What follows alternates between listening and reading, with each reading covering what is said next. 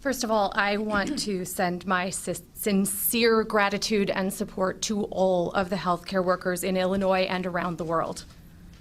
Despite doing our best to prepare for a respiratory virus pandemic, we now find ourselves facing a brand new virus with too little information, not enough personal protective equipment, changing protocols every single day, and no second chances. This virus is unforgiving. It spreads before you even know you've caught it. And it tricks you into believing that it's nothing more than a little influenza. For many of us, it may not be much more than the flu. And so it can be very confusing as to why schools are closed, restaurants are shuttered, and now the virus is taking what's left of our precious liberty. But the real problem is not the 80% who will get over this in a week. It's the 20% of patients, the older, those that are immunocompromised, those that have other medical problems, who are going to need a bit more support, some oxygen, or maybe a ventilator, life support. We do amazing things like this to save patients in our American hospitals and across the world every single day, but we can't take care of everyone at once. And we can't keep that low mortality promise if we can't provide the support that our patients need.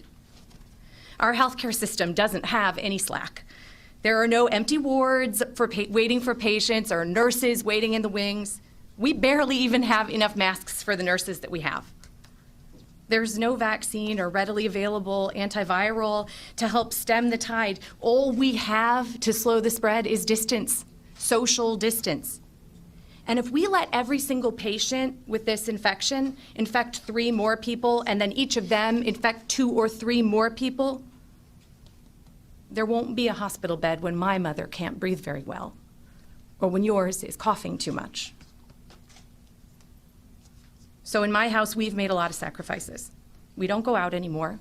This is the first time I've left my house in some days because I'm leading our efforts and emergency planning from my home. My son has traded in sports, a science conference, and the 5th grade bake sale for puzzles, e-learning, and some video chats. This isn't the life any of us expected, and certainly there are others who will make much greater sacrifices. And there are many more disappointments to come. It will last longer than any of us want it to. But in the end, we will look back and see it as just a piece of what happened in our whole lives. How can soccer or book club be so dangerous? Why ask so much of people for just a few hundred cases? Because it's the only way to save those lives. And now is the time. Because the numbers you see today in the news are the people that got sick a week ago. And there are still people today who got sick today who haven't even noticed that they've been sick yet. They picked up the virus, and it will take a week to see that show in our numbers. Waiting for hospitals to be overwhelmed will leave the following week's patients with nowhere to go. In short, without taking drastic measures, the healthy and optimistic among us will doom the vulnerable.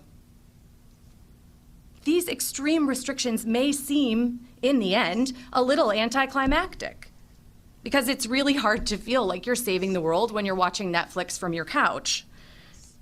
But if we do this right, nothing happens. Yeah. A successful shelter in place means that you're going to feel like it was all for nothing. Because nothing means that nothing happened to your family.